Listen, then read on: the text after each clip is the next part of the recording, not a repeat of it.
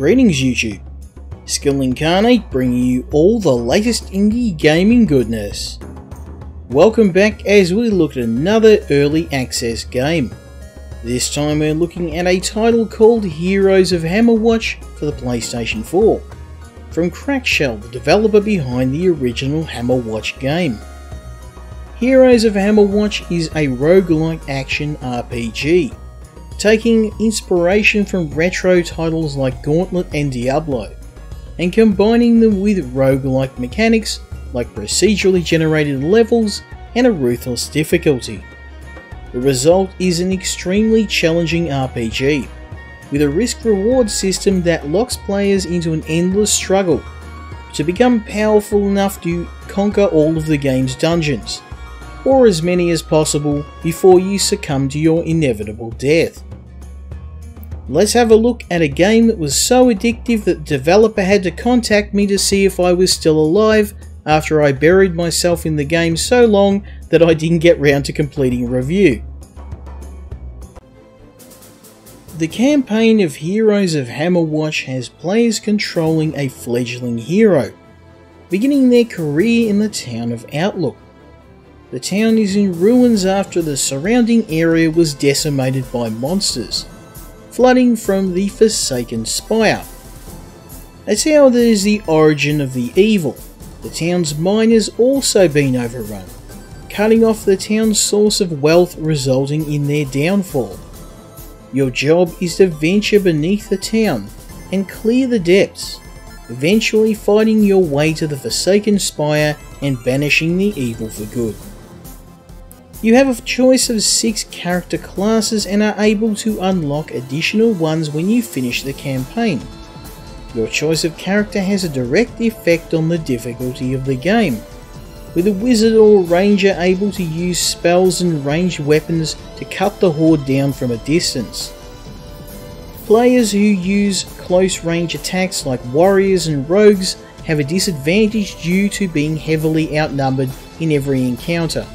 Regardless of your character choice, you begin with nothing but basic equipment and a few simple attacks. As you venture into the mines below Outlook, you will face swarms of monsters that can easily tear apart your hero.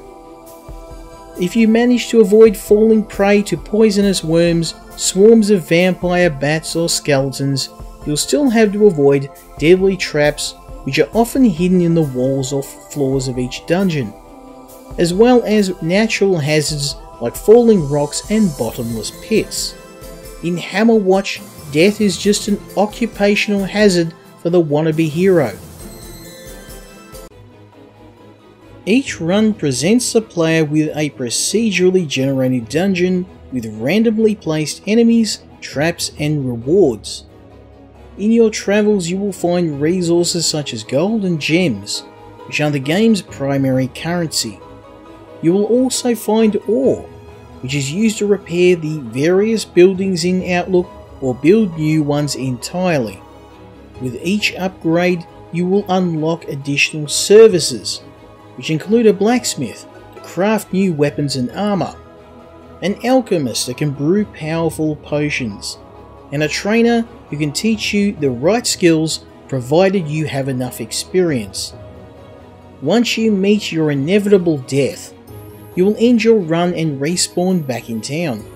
You will retain all of the experience you gained from your run, but you will lose any money you were carrying. In order to keep your hard-earned wealth, you will need to use one of several lifts within the dungeon, which will transport your loot to the surface, but are heavily taxed and so shouldn't be used too frequently. Regardless of the character I chose, the best approach for me was to focus on upgrades that increased my survivability. Things like better armor or increasing my movement speed, allowing me to dodge enemies and their attacks. Healing potion upgrades are also a must, allowing you to carry more potions and increasing the amount of health returned with each use. Later on, I focused on special skills, allowing me to take down stronger enemies or cut down hordes a little bit faster.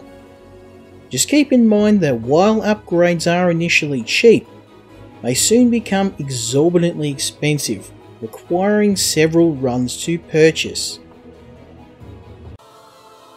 In true roguelike fashion, death is a common occurrence in the game, as many enemies can cut you down in a few hits, and you'll often be fighting large hordes at a time. Enemies will swarm you, and careless players can be surrounded quickly or maneuvered into one of the many traps, quickly ending your run. In addition to the normal enemies, you will find elite variations that take more damage to put down, and deadly spawners which will continually fill the dungeons with enemies until you destroy them. The game encourages players to have an aggressive style by introducing a combo upgrade early in the game. This gives you a combo meter that can be filled by rapidly killing enemies. When the combo bar is full, you receive a sizable buff to your stats and movement speed, and you'll keep this for as long as you can keep the combo running. Mastering the combo system is essential to defeating larger hordes and is a sizable help in the boss battles. In fact, some of the difficulty of the boss fights felt a little jarring, with my character being smashed into paste even after leveling up and even using the combos. Their patterns aren't hard to learn, but it's the swarms of enemies they summon from every direction and their massive health bar that I found to be the biggest threat. It's almost certain you'll die in your first few attempts. However, after you've worked out how to defeat them and you return with a stronger character, I found myself farming them to get the gold for the increasingly expensive upgrades later in the game. One of these was purchasing companion animals. These become a game changer, as in addition to assisting you in battle, they can perform other useful functions like opening doors or collecting loot for you automatically. The real beauty of Heroes of Hammerwatch is in its simplicity. The graphics are a simple pixel art style, but evoke memories of classic action RPGs. As someone studying pixel art, this is some of the most detailed work I've seen, with the developer making maximum use of every inch of screen space and creating the game world with an impressive level of detail. You can even pick different colour palettes for your character. The game has a quick pace, with runs often lasting less than an hour, at least in the early game, and encouraging just that one more try feel, regardless of how many runs you've made and how early in the morning it is. Another neat feature is, unlike other roguelike games, you can exit at any point during your run, without losing your progress and resuming play from that exact point.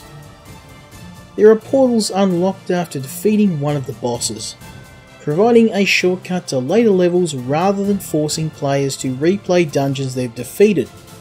The controls are crisp and responsive on the PlayStation, allowing players to carve through packs of foes, dodging attacks and hazards with simple controls, allowing for younger players to pick the game up, if they're inclined towards a challenge.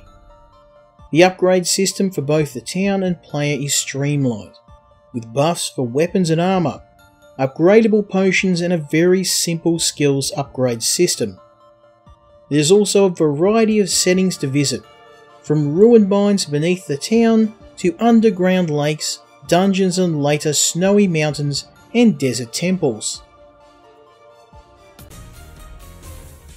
Despite the many well-executed concepts in Heroes of Hammerwatch, there are some areas where it falls short. Firstly, the difficulty curve feels a little off.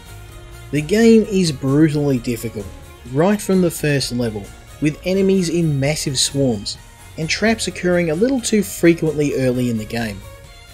Even games like Dark Souls had somewhat of a difficulty curve. However, I feel this is absent here. The boss battles feel a little unbalanced, at least in the early game. They can summon dozens and dozens of enemies at a time. Their attacks do massive damage and can sometimes one-shot most players. Enemy placement also feels unfair, in some levels where you can find swarms of enemies waiting directly behind a trap, resulting in a guaranteed death for a character class without a ranged attack. The cost of upgrades later in the game becomes exorbitantly high, with several runs required to afford a single upgrade, and even the cheapest companion animal will cost thousands and thousands of gold. Enemies feel a little uninspired, with most of the roster comprising generic fantasy foes like worms, bats and skeletons. I was hoping for some more variety here. With that being said, the difficulty does level out later in the game when your character becomes more experienced, and the DLCs introduce a lot more interesting enemies and settings. So what is my final thoughts on Heroes of Hammerwatch? Well, indie games on the PlayStation are becoming more common. However, quality RPGs are still a little rarer than I would like, and this is a welcome addition to my library. In fact, if this game had local cooperative, it would be one of the best games on the PlayStation. However, you can only play with your friends online at the moment, and I hope this functionality is added in a future update. My biggest problem is that I couldn't put the game down. When I'm putting off doing a review just to play the game I'm reviewing a little more, I know I've got a quality game. The developer has been feverishly working on expanding the main campaign by introducing several new DLC with settings in the desert and in the snow. So if you're going to buy the game, I recommend the Ultimate Edition, which includes both the main campaign and all of the additional heroes and DLCs. And if you're easily addicted to roguelike games, approach this with care because it's very addictive. Trust me, I know. That was it from me. I hope you enjoyed this review, and if you did, I'd appreciate a like and a subscribe if you'd like to see more reviews on indie games in future. Until next time, Skill Incarnate, out.